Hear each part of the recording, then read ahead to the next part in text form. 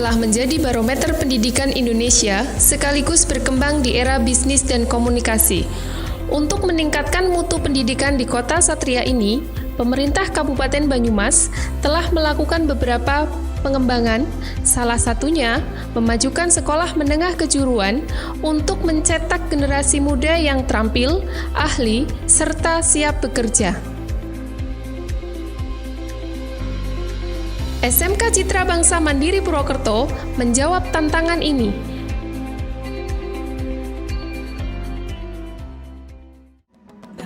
Dan bukalah matamu, saatnya meraih mimpimu, arahkan pandangan.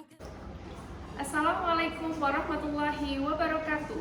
Perkenalkan, saya Ricky Feritriani. Saat ini saya tercatat sebagai mahasiswa PBG dalam jabatan Angkatan Pertama Jurusan Pendidikan Agama Islam di Universitas Islam Negeri Profesor Saifuddin Zuhri Purwokerto.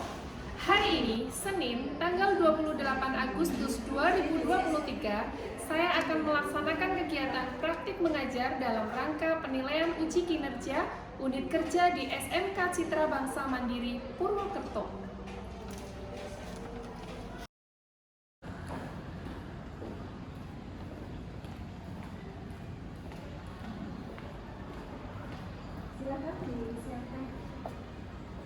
Siap, gerak. Setengah dengan tangan, gerak.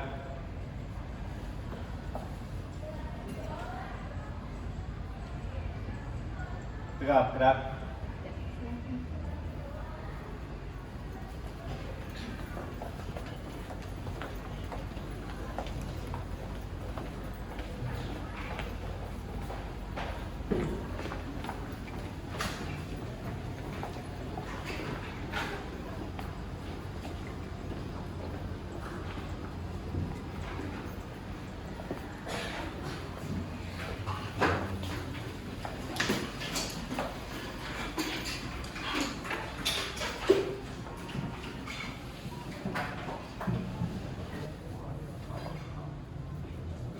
Assalamualaikum warahmatullahi wabarakatuh. Waalaikumsalam warahmatullahi wabarakatuh. Semangat pagi. Pagi, luar biasa, tetap semangat, keren, jaya. Apa kabar hari ini? Alhamdulillah, luar biasa, Allahu Akbar, keren, jaya. Ya, sudah siap ya untuk melakukan pembelajaran bersama saya? Sudah. Siap. Sudah sarapan? Sudah. Sehat semua? Sehat. Baik, untuk mengawali pembelajaran, silahkan untuk ketua kelas bisa memimpin doa terlebih dahulu. Siap, gerak. Berdoa mulai. Bismillahirrahmanirrahim. Raditu billahi rabba wa bil islami dina wa bi Muhammadin nabiyya wa rasula. Rabbi zidni ilma warzuqni fahma. Amin.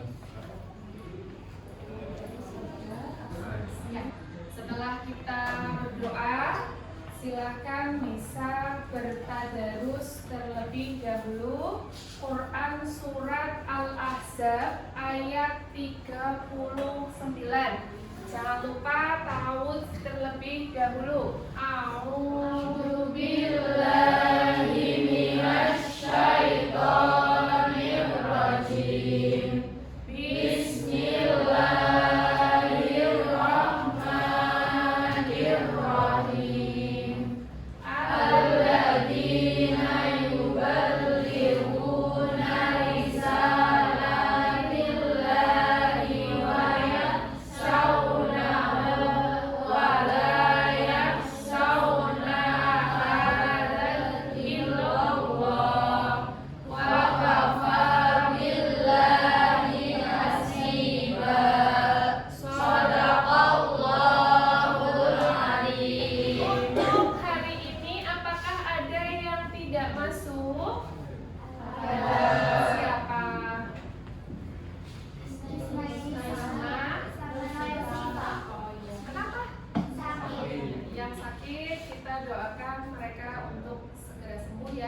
Amin.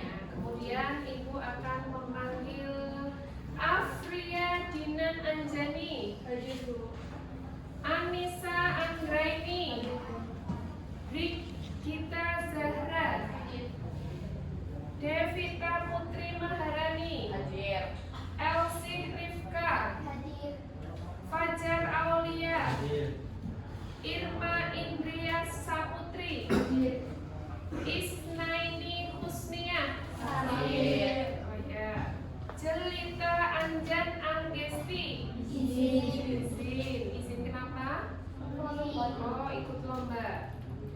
Muhammad Adrian Prayoga, Najwa Fadilah Rahmawati, Pinesti, Salwa Faisal, Septi Wiji Utami, Tasya Maifada, Yosua Adi Nugraha, Yuda Aziz Nur Rahman. Ya, untuk menambah semangat kita hari ini dan kecintaan kita terhadap NKRI, silahkan kalian bisa berdiri dan kita menyanyikan profil pelajar Pancasila. Apakah ya? Ikuti saya. 1, 2, 3. Pelajar Pancasila beriman dan bertakwa pada Tuhan Yang Esa dan berakhlak mulia, berkebinekaan global, gotong royong mandiri, kreatif dan bernalar kritis. Kemudian setelah profil pelajar Pancasila, Ibu akan menjelaskan tentang tujuan pembelajaran. Tapi di pertemuan sebelumnya kan kita sudah membahas bab pertama ya. Kemarin apa ya? Bab pertama yang kita pelajari, Mbak Elsie masih ingat? Iya, apa? Quran Surat Al-Imran ayat 190 sampai 191. Iya, Quran Surat Ali Imran ayat 190 sampai 191 sudah kita pelajari di minggu lalu, dan hari ini kita akan membahas tujuan pembelajaran di pertemuan yang keberapa? Keempat. Nah, ini ada tujuan pembelajaran. Tujuan pembelajaran di sini peserta didik diharapkan dapat menganalisis ketentuan dakwah, khutbah, dan tabligh. Kemudian yang kedua, menyusun teks khutbah dengan tema nilai-nilai Islam rahmatan lil alamin. Yang ketiga, menerapkan ketentuan dakwah, khutbah, dan tabligh. Yang keempat, membiasakan sikap menebar Islam rahmatan lil alamin. Jadi jelas, karena tadi tujuan pembelajaran awal kita adalah menganalisis ketentuan dakwah, khutbah, dan tabligh, maka di sini judul pembelajaran hari ini adalah tentang khutbah, dakwah, dan tabligh. Oke, silahkan dipersiapkan bukunya yang nanti akan dipakai untuk pembelajaran. Kalau kita sudah ke tujuan pembelajaran, kemudian nanti di sini ada yang namanya dakwah, khutbah, dan tabligh. Dari kalian ada yang pernah mendengarkan khutbah? Kapan? Jumat. Ya, yang laki-laki Jumatan kan ya? Jumatan. Kalau yang perempuan pernah mendengar khutbah? Di mana? Idul Adha dan Idul Fitri. Di sana kan ada ya khutbah. Kemudian tadi terkait dengan khutbah, kalian pernah mendengarkan khutbah di masjid di Jumatan ya? Kalau yang perempuan pernah mendengar khutbah? Di mana? Idul Adha atau Idul Fitri. Terkait itu nanti kita akan mempraktekkan bagaimana caranya kita berkhutbah dan berdakwah. Nah, di sini Ibu akan menjelaskan tentang materi dakwah, khutbah, dan tabligh. Bisa dibaca, Mbak? Dakwah mempunyai arti mengajak, memanggil, dan menyeru untuk Orang yang melakukan pekerjaan dakwah disebut dai. Bagi laki-laki dan daiyah untuk perempuan. Iya. Apa dari kalian ada yang punya cita-cita untuk menjadi dai? Ada? Iya, Zora, Mbak Zora pengen jadi dai. Selain Zora ada lagi yang pengen jadi dai? Oh iya, Mas Fajar juga pengen jadi dai. Kalau laki-laki nanti umumnya kalian harus bisa menjadi khotib. Siapa itu khotib? Orang. Oh iya, orang yang membaca khutbah pada sholat Jumat, tidak hanya di dalam sholat Jumat ya, tapi di Idul Adha. Tadi terkait dengan dakwah, kemudian yang kedua adalah khutbah. Mbak, apa yang kamu tahu tentang khutbah? Kegiatan nasihat yang disampaikan kepada kaum muslim dengan syarat dan rukun tertentu yang erat kaitannya dengan sah atau sunnah ibadah. Sedangkan orang yang melakukan khutbah dikenal dengan istilah khatib. Ya, jadi ada perbedaan ya nanti di dakwah dan di khutbah. Kalau dakwah itu tidak ada syarat dan rukun tertentu. Kalau khutbah itu ada syarat dan ketentuannya. Kemudian dalil yang menjelaskan tentang dakwah. Di sini ada Quran surat Ali Imran ayat 114 yang artinya, dan hendaklah di antara kamu ada segolongan yang menyeru kepada kebaikan, menyeru berbuat yang ma'ruf dan mencegah dari yang mungkar.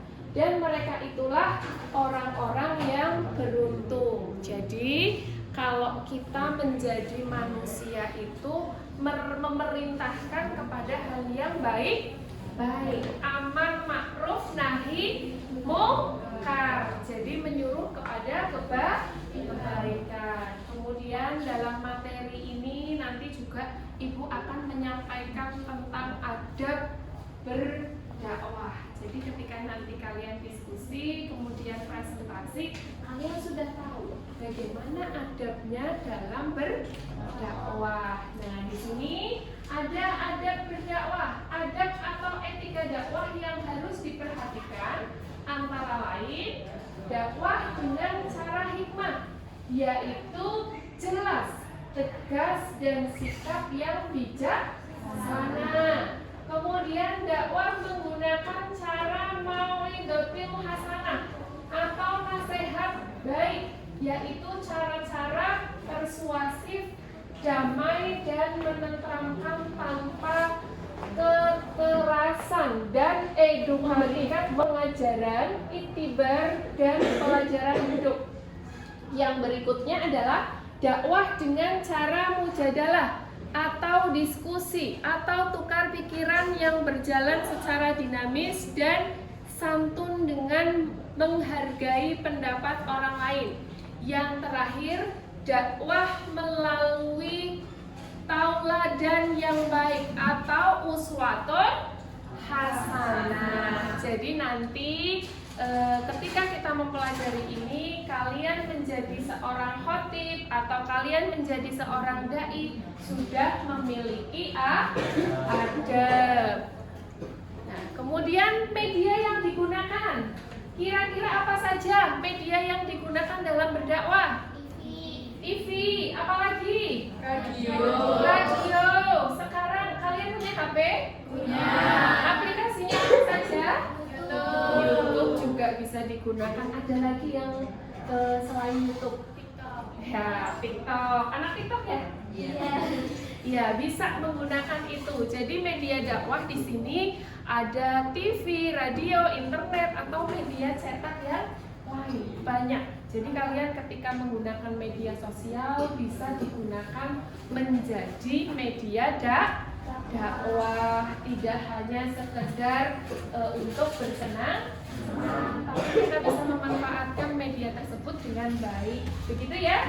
Nah, kemudian dari materi yang tadi sudah saya sampaikan, sekarang kita laksanakan diskusi kelompok. Ibu akan membagi menjadi 4 kelompok. Nanti kelompok khutbah ya, karena di sini semuanya laki-laki. Jadi nanti kalian bisa mempraktekkan bagaimana caranya untuk berkhutbah.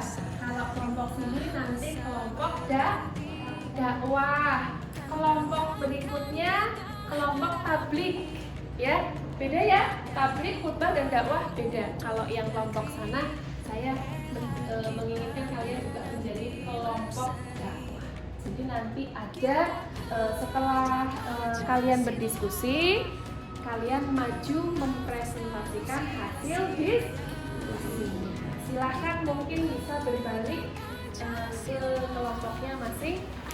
Kita jaga untuk Indonesia, bersatu dalam perbedaan, berpegang tangan dan berlari, singkirkan egomu oh kawan, demi negeri ini. Jadilah generasi emas, cerdas berkarakter itu kita, berjuang dan harus berani, kita terus torehkan prestasi.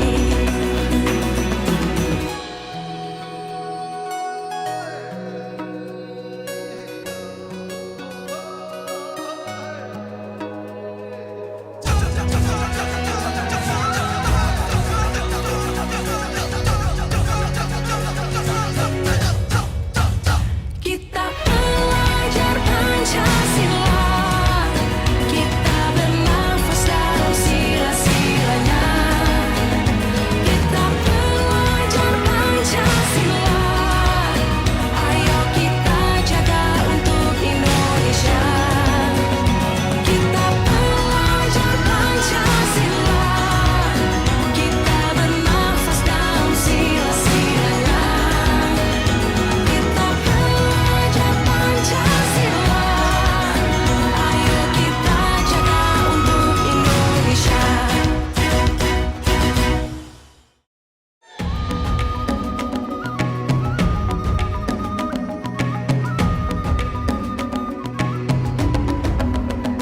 Bangun dan bukalah matamu, saatnya meraih mimpimu. Arahkan pandangan ke depan, Tuhan kan menuntunmu. Sadarilah masa berganti, tantangan kan kita hadapi, bergandeng tangan untuk negeri, era kita menanti berseri. Kita belajar Pancasila.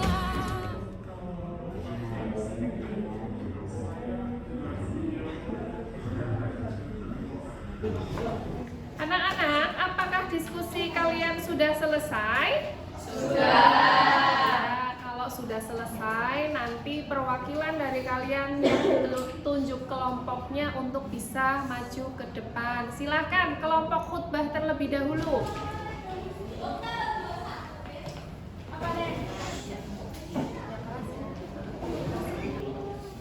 Assalamualaikum warahmatullahi wabarakatuh.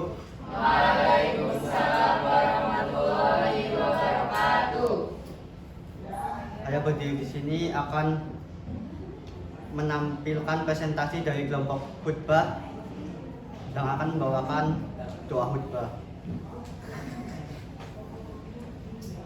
Bismillahirrahmanirrahim. Alhamdulillah nahmaduhu wa nasta'inuhu wa nastaghfiruh. Wa na'udzu billahi min syururi anfusina wa min sayyiati a'malina.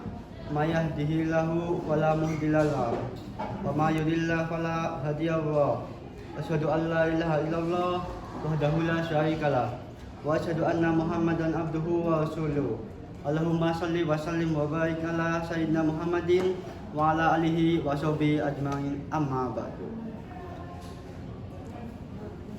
Barakallahu li wa lakum fi Qur'anil azim wa nafani wa iyyakum bima fihi minal ayati wa dzikril hakim. Aqulu qawli hadza wa astaghfirullah li wa lakum. Assalamualaikum warahmatullahi wabarakatuh. Waalaikumsalam warahmatullahi wabarakatuh. Oke, tadi sudah dicontohkan terkait khutbah. Apakah dari yang Mas Fajar bacakan tadi sudah ada di dalam sini untuk rukun khutbah? Ada ya? Membaca hamdalah ada? Ada. Membaca sholawat Nabi Muhammad ada? Ada. Berwasiat tentang takwa kepada diri dari dan jamaah? Ya, kemudian ada juga membaca satu atau beberapa ayat suci Al-Quran pada 2 khutbah. Ayat yang dibaca biasanya disesuaikan dengan topik yang akan disampaikan. Dari contoh khutbah yang tadi sudah dibawakan Mas Rizky sudah cukup baik dan sudah memenuhi antara rukun-rukun yang ada di dalam khutbah. Baik, untuk presentasi berikutnya bisa mencontohkan dakwah. Silakan Mbak Zura untuk bisa mewakili dakwah di kelompok 3. Assalamualaikum warahmatullahi wabarakatuh. Waalaikumsalam warahmatullahi wabarakatuh. Saya perwakilan dari kelompok 3 akan mempresentasikan hasil diskusi kami tentang dakwah. Assalamualaikum warahmatullahi wabarakatuh. Waalaikumsalam warahmatullahi wabarakatuh. Jamaah. Oi. Oh, jamaah. Oi. Alhamdulillah. Selamat pagi, salam sejahtera bagi kita semua. Pertama, marilah kita panjatkan puja dan puji syukur kepada Tuhan Yang Maha Esa karena telah memberikan banyak sekali limpahan rahmat dan juga kesempatan bagi kita semua, sehingga kita dapat berkumpul di acara yang berbahagia ini. Dalam kesempatan kali ini, saya akan menyampaikan pidato yang cukup singkat tentang pentingnya menuntut ilmu. Karena pada dasarnya dengan ilmu, hidup kita akan lebih mudah dan juga berkah. Selain itu, ilmu juga bisa meninggikan derajat kita dan akan mendapatkan kebaikan di sisi Tuhan.